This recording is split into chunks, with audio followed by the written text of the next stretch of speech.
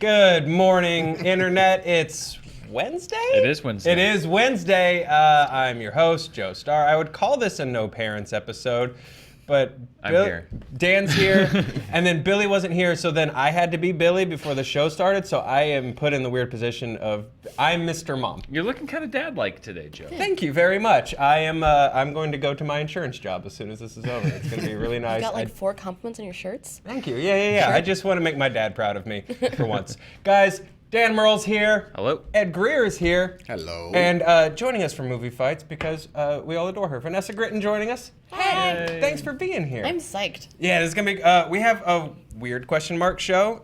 Surprise, surprise. We've got a lot of rumors from The Mandalore, Jon Favreau's new Star Wars show, because Dan, we love talking about very loose and thin Star Wars rumors on SJU. I'm Mandaloving it. We're talking about the Warrens and what doll they're fighting. And guys, Idris Elba is gonna put on a cat costume. And we have a Halloween junket. Like I said, weird show. Let's jump into the lore of the rumors galore of the Mandalore. The Mandalore of the Mandalorian. Yeah, hopefully it's not Amanda Bohr. So we know that Bryce Dallas Howard and Taika Waititi will both be directing episodes of Jon Favreau's upcoming live-action Star Wars show, The Mandalorian. But according to a rumor over at Discussing Film and Making Star Wars, they might also be in them playing characters. Favreau and Bryce Dallas Howard's roles are unknown. However, Taika Waititi, who, is in everything he directs, so this isn't super thin. Supposedly he's going to voice a droid in the series. That is the rumor, the big grain of salt rumor that we will probably end up confirming is wrong tomorrow. But for today, you guys, let's talk about what should a Taika Waititi droid be like? Because that's fun. It should have a musical number. Yes. It should absolutely have a musical number. So singing, definitely. Definitely singing. In like a David Bowie-esque voice. Yep. Because do go full Bowie, which he's done. I think you should play IG-86. Is that that's IG-88 was the robot bounty killer. So Yeah. he'd be Yeah, like that guy. the 86, and I he'd like just that. be like, I'm going to kill you now. just very polite like Korg, because he did kind of steal the show as Korg. I think he should just be Korg. Yeah. He should just be Korg. It's the cosmos, Just metal it's Korg. space. We don't know how old he is. He could have been around a long time ago. If all of Disney's space, if all of Disney's realities are all one reality because it's under the Disney banner, then yeah, the Avengers will eventually be stomping through Hoth, absolutely. Yeah. doing some stuff. This could be a very soft opening to the eventual and inevitable joining of the Star Wars and I'd Marvel kind of be fine universes. with. What's it like when Korg meets Boba Fett, Dan? Very pithy. Yep. Very quippy. Excellent. Good. He makes fun of him a lot. Yep. Korg, not Boba Fett. Yeah. As he should. You got ate by a thing in a pit, mate. So we know confirmed directors Dave Filoni, who of course is the golden boy of Star Wars animation. Did Clone Wars, he did Rebels, he did Resistance. This is his first jump into live action for Star Wars. Rick Famuyiwa from of Dope fame, Deborah Chow, who directed episodes of Mr. Robot, Bryce Dallas Howard, who two generations of directing Howards. Yeah. I know. There we go. Taika Waititi, who of course did What We Do in the Shadows and Thor Ragnarok. This is a cool lineup to direct this show. If they want, eyes and interest on the product, then this is, a pretty cool starting lineup. Is there anybody else that you guys would like to see sort of jump into a directing chair for a project like this? Somebody that's already directed TV before, or like movies. Whatever. Yeah. That's the list you've got here. You've got a wide assortment of people. Deborah Chow has done some indie stuff, but for the most part, Mr. Robot, I think she did the CW Beauty and the Beast. So you've got some TV vets and you've got some movie people. Well, there's some people from Iron Fist that'll work, so hey. Yeah. They can use the money. Yeah. Just a nice pity. Just give him a chance at that crafty. Yeah, I don't blame them. Yeah. I don't blame them. Michelle MacLaren has directed some great episodes of television. I'd love to see what she would do with a lot of people have pitched her for Star Wars films. That's the lady that directs Game of Thrones. Yeah, done she's some did Game of Thrones. I believe she did some Breaking Bad. Yeah. So she's done some really good episodes, and Yeah. she was originally attached to Wonder Woman, I believe, and then It was the too extreme version of Wonder Woman, right? yes, I believe it was the very action-heavy version, reportedly, of Wonder Yeah. Woman, and then She had like a Patty tiger and Jenkins it came killed in. people. I think. It's all rumor and who knows. Who should have a tiger in Star Wars? Mike Tyson. He's also there I like this with Korg, Mike Tyson and Korg. Oh my God, what a dream team team up confirmed. I don't know how I of ended up here. I dig gentle, that. high-pitched voices. Yes. Yeah, I know. I dig that. So not a lot to jump. Look, just rumors, very unsubstantiated. I know making Star Wars has a lot of people literally like circling that set like vultures, taking photos of boulders and comparing those boulders to other boulders in Star Wars movies, trying to decide what planet that they're on. So that's the rumor there, that they're going to be on camera in some way, shape, or form. Can I just say one thing? This has been okay. Me and my girlfriend Clee have had some like the cops come arguments before, and they've always been about nerd stuff. Like one time we had an argument about how to best reboot Buck Rogers.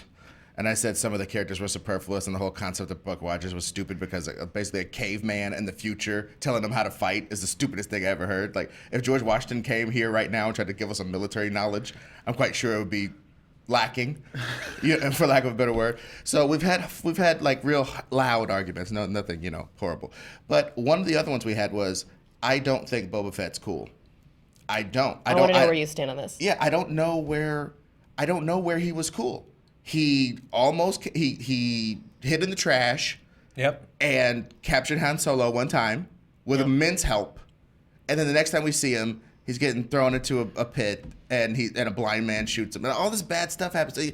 I don't see why he's so cool. So I just want this show to show me why he's cool. Yeah. Well, this won't be Not about why his dad's cool. No, it won't be about Boba Fett. Well, just his It'll be people, about one of those Yeah. dudes. But I'm fine if we take another minute or two to just keep making fun of Boba Fett. Yeah, because like I didn't actually watch Star Wars until later in life because I'm just really arrested in my like pop culture development, and so I wasn't of that like, oh my God, I love Boba Fett. I was like, why is there so many action figures of someone that dies pretty quickly for how long they're on screen? And I've been in that screaming match too. I don't know what it is with us fighting our partners over nerd shit. Like we got into a fight the other day over my idea for 1940s Batman. I was just like, why don't you respect my ideas? He would use guns. Yeah, that one would use done. I grew up in an age Counter where it on was just Boba? accepted that Boba Fett was cool, and I suspect that it's because of the extended universe. Oh, definitely. I've always He's thought great. that because they wrote a lot of Boba Books. Fett books and stuff, and I always assumed that like Star Wars fans, like slightly older than me, had been intrigued by him and then had read a lot of Star Wars books, and so it's like mythology. It had been passed down to generations that Boba Fett was cool based on many more things than just his appearances. All in the original trilogy. mainstream empirical Well, evidence and all of ignored. them take place more or less. I mean, a lot of the things that I think put him over as cool is like, I was in the Sarlacc pit, and then I started cutting my way out, and then I walked 5 days through the desert, and then I got a transport, and now I'm back. And you could do that with anybody. The shark from Jaws. Oh, my tummy hurt. I put myself back together. I'm catching bounties. Like, you know what I mean? Like, you can do that with anybody who's ever died in a movie. So just bring them back. the weird, I will say, Mandalore stuff is pretty cool. Check out Clone Wars and Rebels if you would like some more. Well, the armor and Mandalorian stuff is sick. The armor is very cool. The pacifist movement is very interesting. But I will say, in terms of mainstream stuff, and this is a weird sentence to say, but the holiday special Boba Fett cartoon is legitimately pretty cool. And I know it sounds weird to say that there's something cool in the holiday special, but it's like, that's bad. it's a weird, remember that it's just 70s animation on how like drugged up it seemed and just off. Like it's one of those, and the animation's really weird. His voice is really cool. He has a weird spear. He rides a dinosaur. He like hits the dinosaur in the back of the head. Like, yeah, the dinosaur gets all like rolly, and he like smacks it. I don't know. There's just something kind of cool and mean about weird animated he's Boba cunning. Fett. He's very tricky. Yeah. Pretends to be their friend. Well, I Yeah. think he's the first fanfic president character because, like I said, he comes out, he doesn't have a line or he only has like one line. Then the next movie, he shows a little skill, captures the guy. Next movie, he gets this weird death, and the audience is just like, "Why'd you kill my homie?" You know what I mean? So like, then we get all this lore to back up why we thought he was cool. Mostly, we thought he was cool because of his design, and then they started giving him a couple cool things to do, and then it just wildfire, I guess. Yeah. I grew up in a legitimate alternate universe where Boba Fett was not in A New Hope, which is weird. It is weird that like that whole what is that effect? The the Berenstain thing, the Mandela effect. Like that's an actual thing for Star Wars fans now and Star Wars fans when I grew up because there are literally two realities because of the way that they pulled the original cut of A New Hope is that like for people that saw Star Wars after 1997, Boba Fett is in A New Hope in the Jabba the Hutt scene, and he's in all three movies. And then for me, I grew up, he wasn't in A New Hope, and neither was Jabba. But you can't, what the hell? But I can't prove it. I literally can't prove it unless I find someone with a VCR. And I can't prove it. It's so weird that it is literally. I grew up in a separate branch of the time-space continuum. He's also the first Captain Phasma, except wait, did he go the cool way? Was he he wasn't even a cool version of Captain Phasma. In that you're like, who's that cool person? But then they're also immediately wasted. Yeah. So, I don't know. I don't know, you guys. You know what I do know? The Warrens are going to be in the third Annabelle movie.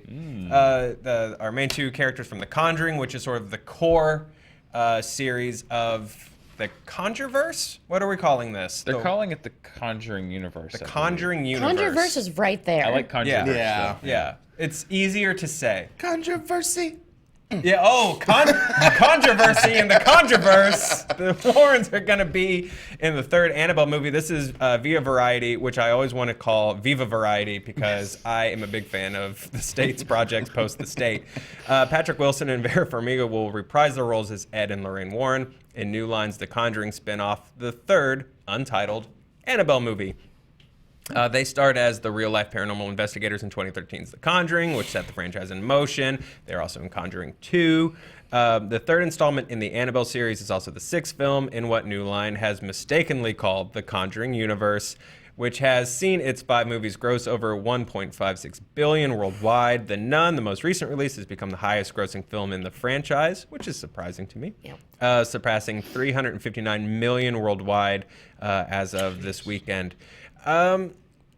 Is it surprising that the Conjuring, the Conjureverse is such a successful franchise? Not really, because if I think about it, so many possession-based storylines do so well, and it's such an easy, what do you want to see this weekend kind of popcorn movie, because it doesn't really have like that gore aspect for non-horror fans to be afraid of jumping into it, because you can pretty much take anyone, and it's still a horror movie without having to tell someone like, hey, no one's gonna get chainsawed in this, you're gonna be fine. Yeah, it doesn't have quite the entry barrier of like a Saw. Yeah. And they're also a cut above because even though their budgets are relatively low, $30 million and below generally, they're well made. Yeah. And I think that comes from being rooted with James Wan and very stylized with the original. I think that the other films have carried that on, so they don't just seem like...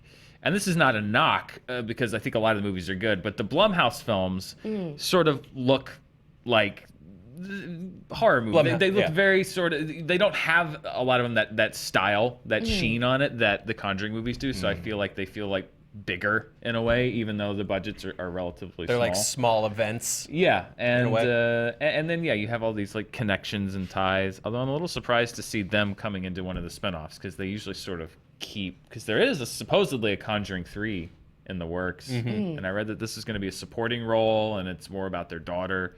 But they also kind of did that in Conjuring 2, so I'm going to be very intrigued to see how they end up crafting this. Is it weird that all of my questions for the Conjureverse are going to start with, is it weird? Is it weird that Annabelle, it's surprising me that Annabelle, of all their stuff, I mean, The Nun's done super, super well, but, you know, as of now, Annabelle has the the most go power? Is it? Yeah, we love a creepy doll. Like, look how well Chucky did. Look how well, like, even movies where the doll isn't supposed to be creepy, we're obsessed with creepy dolls that can walk. Like, how many different stories, like Talkie Tina from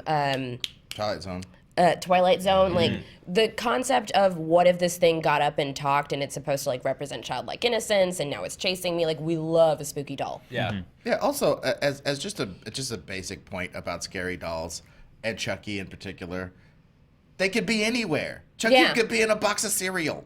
You know what I mean? Like, you can't get away from it. It's not some giant, slow-walking, smelling like a swamp-ass Jason guy, or... It's the hiding aspect. Yeah, they're everywhere. My Achilles. You know what I mean? Yeah, and it's also like, I gave it to my child. What have I done? Like, that concept works really well as something scary. Like, I grew up watching Mexican news that's like, here's the weather, and then like, here's a doll that attacked a family. So it's always been like a concept in my life. Wow. Pause. I've been watching the wrong news my entire life. I want to unpack this a little bit. Yep. Okay. Yep. This is all you. This is So, how Vanessa you can explains find YouTube Doll videos of Attack the it. It's Family. called Primer Impacto.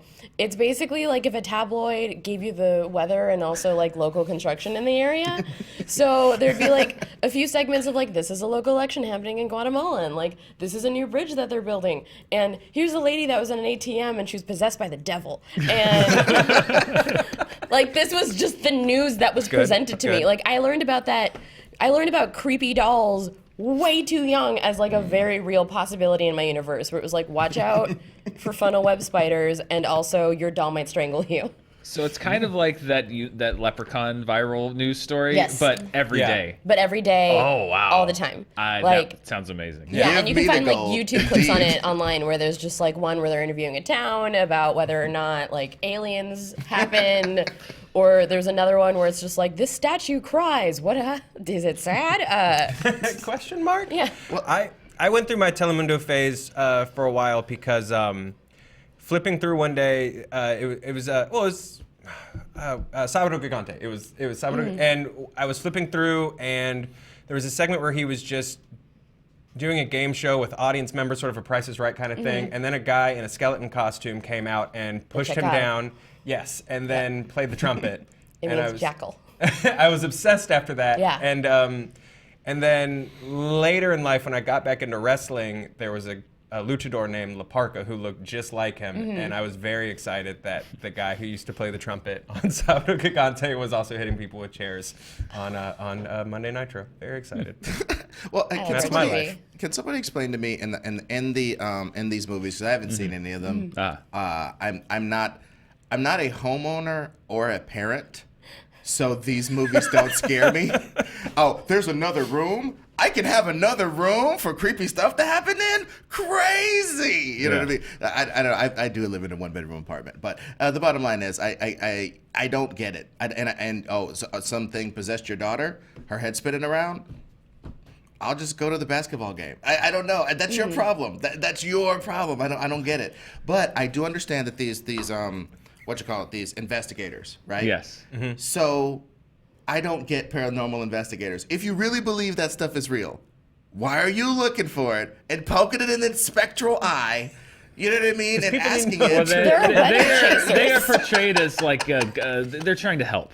So people call them and they're like, something crazy. It's literally Ghostbusters. Yeah. There's something strange in the neighborhood, and they call the Warren. Warren's house. What do you want? Exactly, and they hit a buzzer. There's a fire pole. They drive a hearse. It's very strange that they haven't been sued yet. See Vera Farmiga do the big Twinkie metaphor. Yeah, that would be great. Yeah.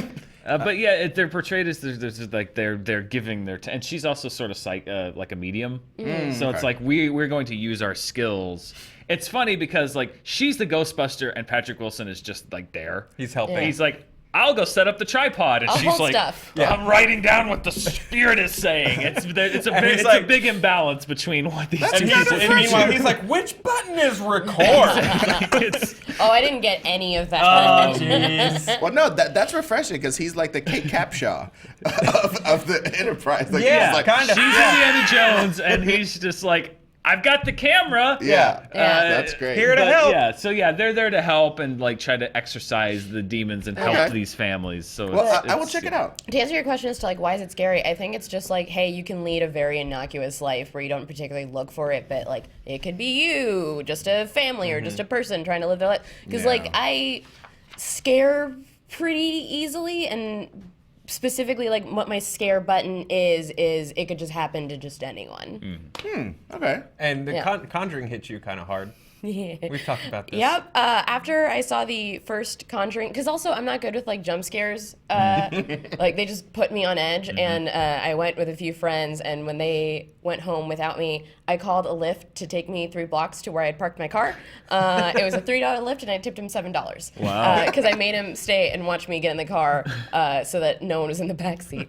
Wow. Because I did like that check just to make sure there wasn't someone there.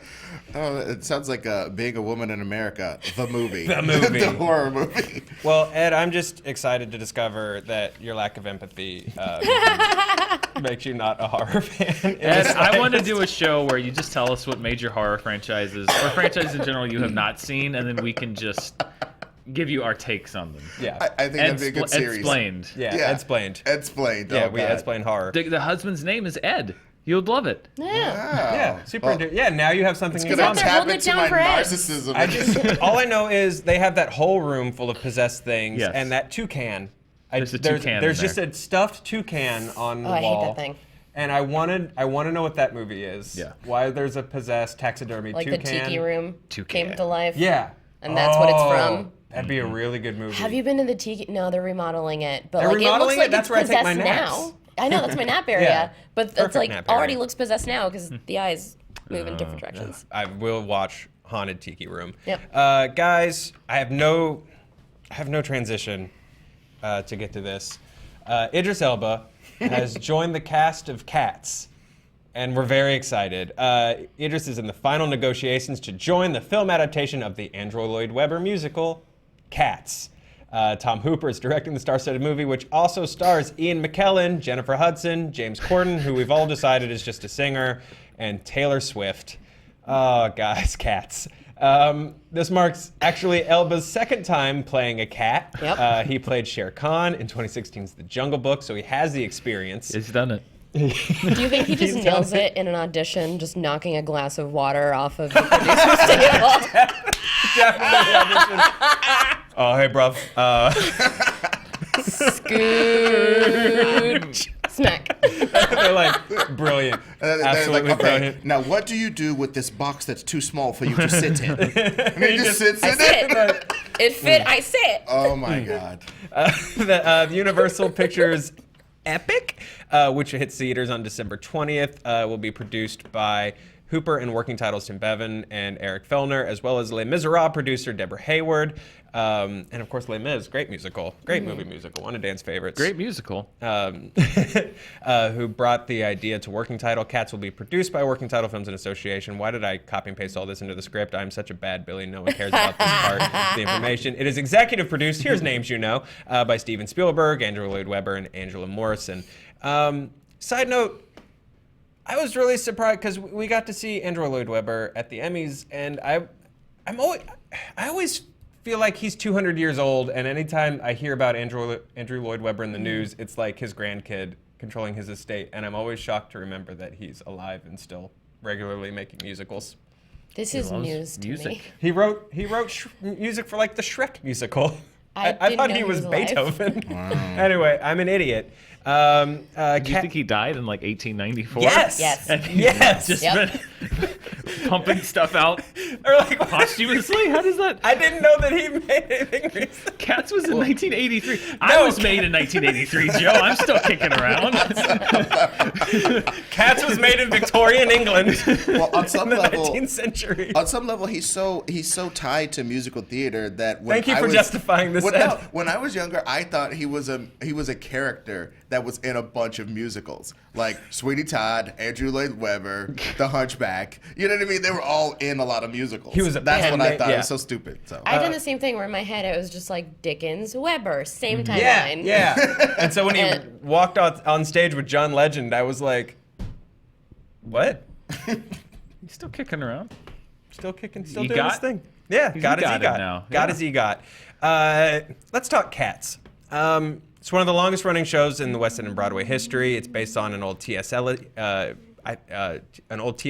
book, Old Possum's Book of Practical Cats, premiered in 1981, where it played for 21 years. It's won a ton of awards, 7 Tonys.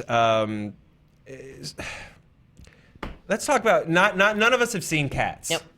So what I want to do is I want us to describe what Cats is about, just based on what we know about Cats. I've only seen one cat-themed musical. Okay. Lion King. And it wasn't Cat? Okay, wasn't Lion Cat. King. I was like, what?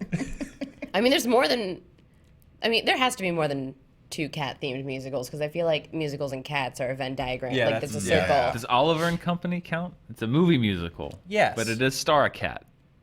I'm going to say yes. Okay. There's also Cats Don't Dance, which is not on phenomenal. Broadway, but an animated cat Yeah. musical. Wow, there are a lot of cat musicals. This musical, though, is about, I think, a bunch of cats that live in an alley and a cat that looks like a wizard. And they're not happy about it. They're not happy about Yeah, it. And I know there's that they're sad. There's a cat named Mr. Mistopheles, who I think is the devil. There's Rum Tum Tugger. Yep. I know that name. Yep. I don't believe you. Cats is the kind of like all of the names that I've heard described, you can just make up phonetic sounds, and I have to believe Well, that they're that's like a cat. they're like Yeah. Star Wars names. They have to have this, They are, yeah. this patois that you just put together. Dexter Jetster. Yeah, Yeah. yeah, you can't be is okay one of with the the name cats. Dexter Jetster and then be like Rum Tum Tugger. What's Snibbly this? Bimbly. Jetster. Yeah. So this is Salacious Crumb. no. I think we should play a game at some point called Cat Star or Wars Star character, Wars? Cat or Star Wars Alien. I think that would be fun. So this is not Idris Elba's first toe dip into the world of music. He himself is actually a musician. And I want to share with you guys, this is some footage of his music video, Private Garden, which we won't play audio for because we don't want to get dinged. But he does it all in this video. He sings Boyz II Men style R&B hooks. He raps. He does the breakdown where he's like, baby, I'm sorry. Can just give me one more chance. What are they painting? I'm amazed not amazed, but like, he's so lucky this has flown under the radar. Because Yeah. usually like the world at large eviscerates actors that try to sing. I think it's because he did it the other way around.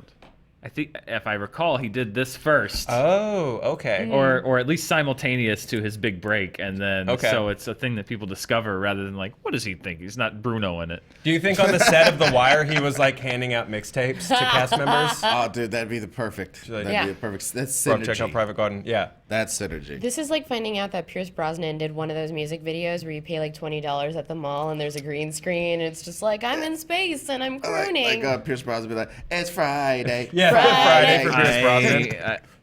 I've seen Mamma Mia, and trust me, you don't want to see that. Pierce Brosnan Friday. Or any Pierce Brosnan music.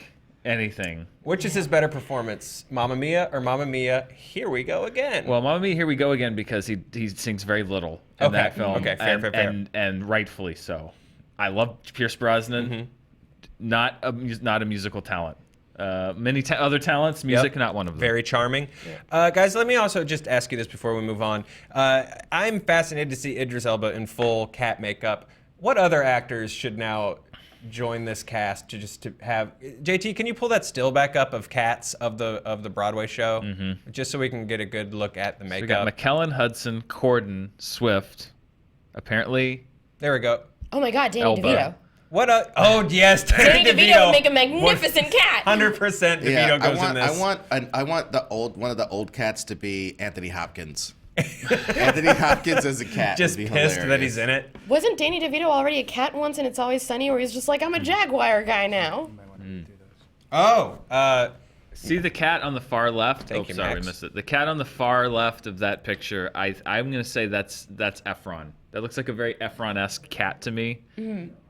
Yeah, far Yeah, left. that's an Efron That's cat. an Efron And he's cat. cut his teeth on musicals before, like Yeah. High School Musical and Greatest Showman. And I'm sure he likes cats. Yeah, Efron would make a real good buff cat. Yeah, Yeah. I like that. So Max, Like a tabby. our producer Max, thank you Max, has given me a list of characters in the Cats musical, and Okay. we're just gonna read through these with no context because I don't understand this musical. Asparagus, Bumbalorina. She's interested in Rum Tum Tugger. She's also 1/3 of the Gumby Trio. Oh yeah, of course. Bustafer Jones. That's obviously Idris Elba's character. Yeah. I mean, he was born to play Bustafer Jones. Busta for rhymes. He's known for his immaculate pelt. Really Idris. Tom Hardy, then obviously. Yeah. Okay. Let's cast these. Okay. Obviously, based if on he's what known we for his know. pelts, then it's Tom Hardy. Yeah, Pearl. Pearl. Demeter. She is described as a skittish queen. Ellie Kemper. Okay, perfect. Ellie Oh, Kemper. yeah. Yeah. Solid. Brilliant. Solid. Just an anxious tabby. Yeah. Grittlebone, who is the lover of Growl Tiger. That's obviously Ian McKellen. Oh, it does say one of the songs she sings is a mock shit, Italian aria. So maybe someone who can pull off a good Italian. My cousin Vinny and Marissa Tomei? Yeah, Marissa Oh, Tomei yeah. As as Grittlebone. Grittlebone. Okay. Yep. Grisabella. She's lost her sparkle and now only wants to be accepted. That's Taylor Swift. Yeah. Okay, that's definitely Taylor Swift. Definitely Taylor Right? Swift. Yeah. Yeah. Look what you made me do. Cats. I've never heard of a more Grisabella song than "Look What You Made Me Yeah, Do." no, absolutely. Look what you Which made is me. also what the face on the cat's face looks like when they knock over Yeah, something exactly. on the table. They're like, "Look what you made me Claws do." through a couch. Look what you made me mew. Growl Tiger, who is in some productions portrayed as a vicious pirate. In some productions? Yes. What? I'm gonna give it to Danny DeVito. Okay, this is for Danny DeVito, Yeah. a pirate cat. Okay, A good. swinging in pirate Ground cat, Danny Tiger. DeVito. A little wrecking ball of a man. Jelly Lorem. Guys, there are so many cat characters. I don't know if we can do all of them. I know. Jenny Anydots. She controls mice. Telepathically, maybe? Well, is she fat? Let's Because just say yes. If I was a cat that controlled mice, I'd be even fatter. If you could imagine, I'd be all across the whole set. I'd just make all the mice jump in my mouth. There's Mr. Mistopheles, who Yeah. is not the devil. So I take that back. We apologize to Mr. Mistopheles. He's but he does have magic. He's a young tuxedo cat learning to control his magical powers. Daniel Radcliffe. Yeah. Okay. Right? Duh. Talk Duh. about typecasting Obvious. across genre. Monkus Trap, who is the show's main narrator. That's Ian McKellen. Okay, Yeah. that's Yeah, Ian it should McKellen. be. Okay, and then let's close on Skimbleshanks. he lives on trains. He sounds like Tom Bombadil's cat. He lives on trains. So who is the real world equivalent of Tom Bombadil, who also acts? And he lives on trains. That's what we know. That lives on trains. So entertaining but kind of worthless, I guess, is what we're saying here. Oh boy. What'd you say, JT? What, JT? Gerard Butler as Skimbleshanks. Okay, perfect. And But wait a minute, that doesn't match the list that I had. I mean, I guess some cats got cut out. I cut out some cats for time. Well, we Riff can't Raff, do all of them. Heathcliff, Lion-O. Wait a minute. I don't see any of these Ed, ones I'm wrong familiar. list. Although I will say, go back and watch the intro to the cartoon Heathcliff. There's a lot of shit in that cartoon I did not remember. They have a flying car. That's they live pretty in crazy. Yeah, they live in a junkyard. And that theme song, That's a it dope theme knocks. song. It slaps. Yeah. It goes hard. It really It's does. the bop. Guys, let's talk about something serious for once. Yep. Romance has come to rule Netflix. The company added 7 million subscribers in September, exceeding its very conservative forecast for 5 million net additions in their third quarter. Oh, business. Netflix added 1.09 million subscribers in the US and 5.87 million internationally, bringing their total number of subscribers to 137 million. Netflix executives highlighted the streaming service varied content palette, including Matt Groening's new show, Disenchantment. And then especially they spotlighted To All the Boys I've Ever Loved Before, which is one of the service's most viewed original films with super strong repeat viewings. They said more than 80 million accounts have watched one or more of the Summer of Love films globally. That's sort of what they're calling Their big rom-com push of the last few months, they're already in production for a next wave of original rom-coms.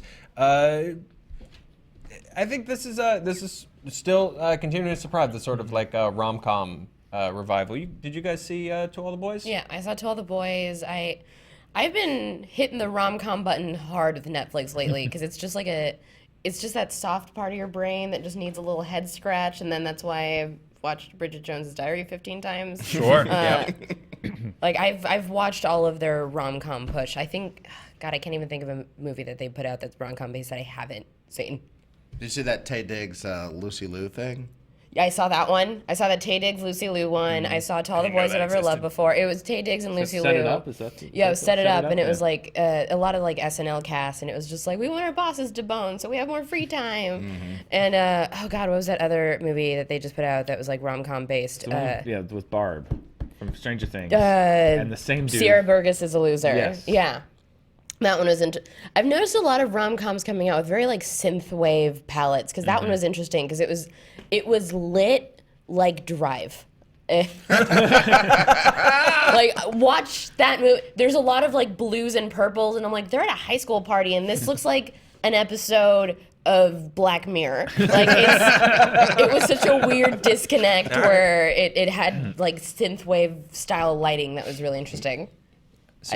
Dan, you had some numbers to crunch. I did. Well, yeah, it's You're the only person here who can talk with any authority on business things. Well, they took up the reason that this is such a big deal is that they exceeded their projections for subscriber growth in the third quarter. So of course, their stock shot up, I think 12% after this announcement, and people are very now saying like, yeah, Netflix, yes. And but the interesting thing I was reading, and it's what we've talked about, is the idea that like people are not.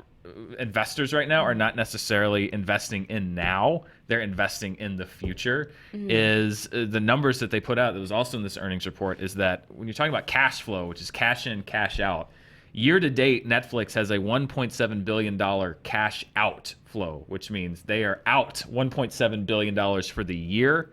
I was reading that they have $8.3 billion in long-term debt, like they're paying something like $200 million just in interest. And the articles that I was reading are basically saying like this is usually not good news for a company to be $8 billion in debt, to have spent $1.7 billion more year to date than you've brought in. But the reason that investors are so going all in on Netflix is that they see growth like this, and then the fact that they're spending $10 billion on content as them investing in the future, knowing that the streaming wars are coming, and them saying like, because Netflix is amassing this library, then we believe that in the future they will be the ones that will come out on top. Right.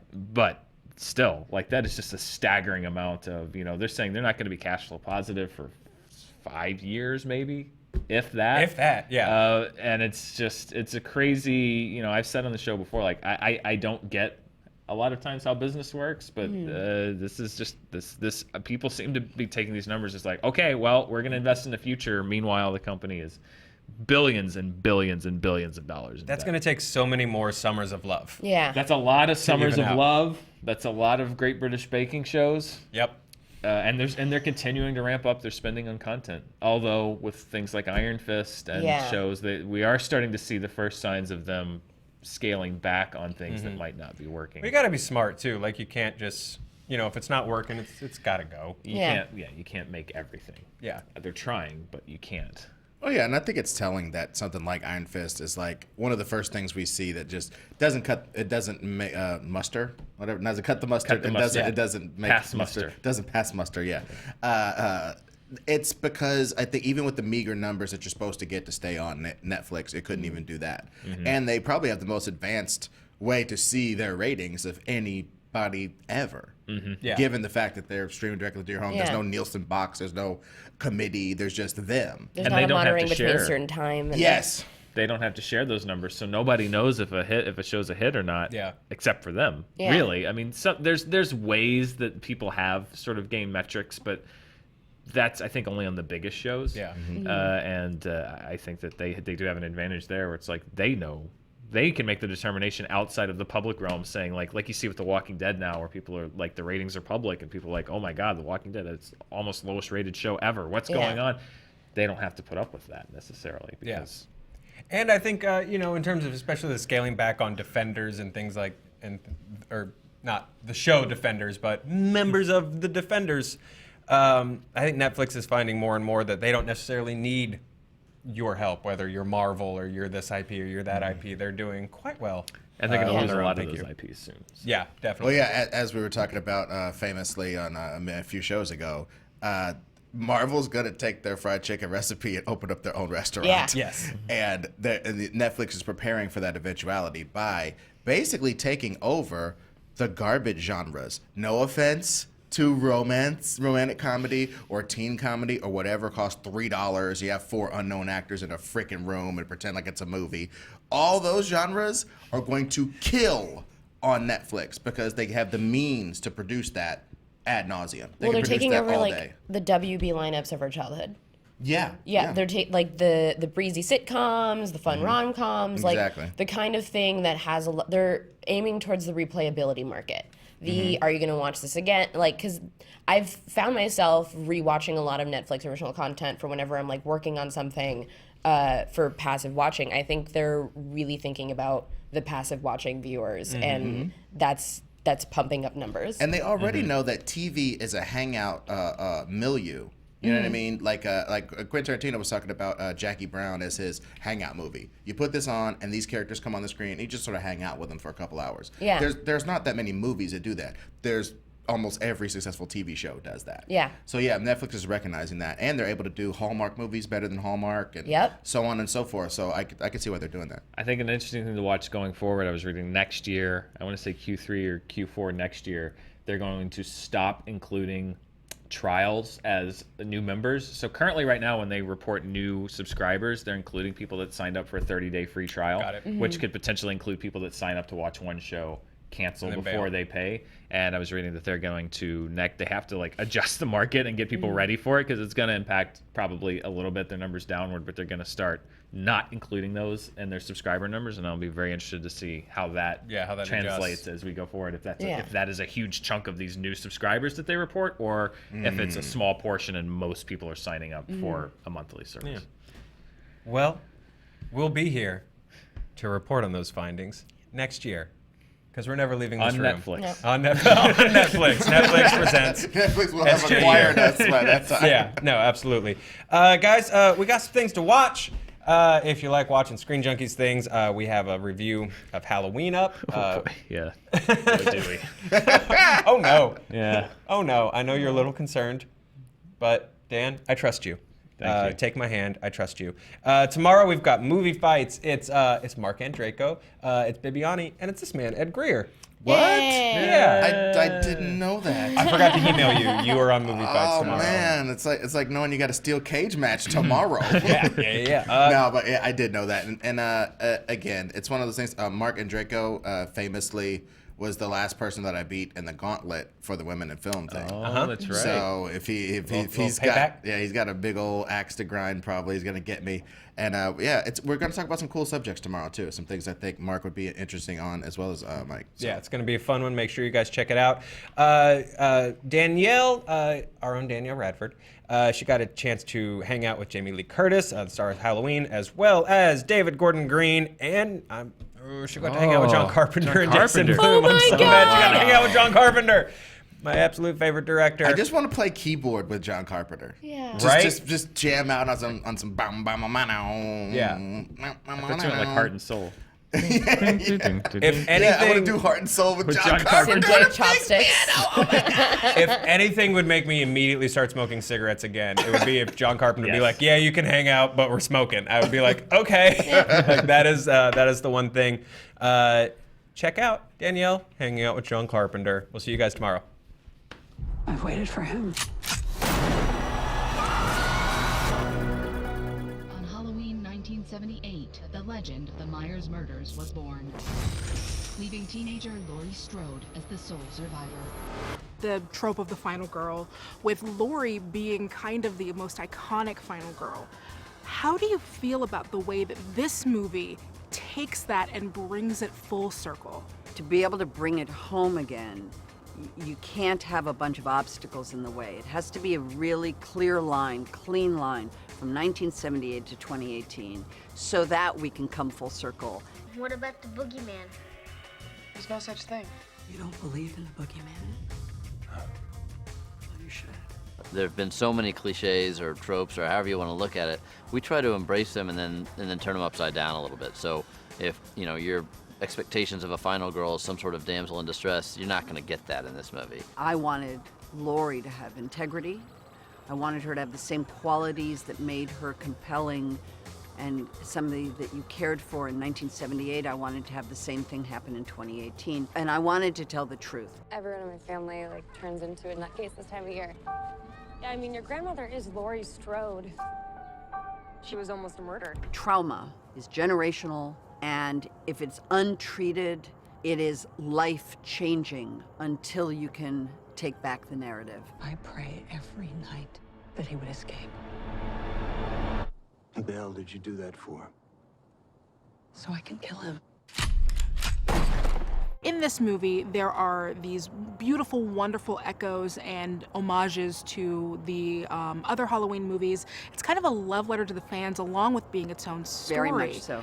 How do you go about creating that experience while still making something new? I don't do it. You see, that's the beauty of being an actor and not a director. You see, if I was the director of the movie, I would have to now explain to you what I did. But you see, the truth is, I'm an actor. So I show up, do my work, and then it's all on David Gordon Green to create the movie for you. John Carpenter made a movie that's a masterpiece in my opinion. It's something that meant a lot to me and I have great nostalgia for. And I just am a firm believer that if I'm the world's biggest fan of the movie and I'm writing it for myself and I'm writing it with Danny McBride and Jeff Fradley, then it's going to appeal to the fans. I just got to stand beside the road and watch them do it. It's David Gordon Green and Danny McBride. They just put this together. And I just clapping, hey, way to go, guys.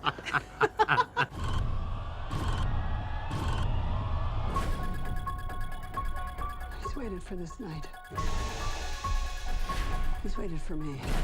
If you had never seen the original Halloween, it wouldn't matter. No. You'd be scared to death at this movie. That's what I love about it. You don't have to have seen the original film.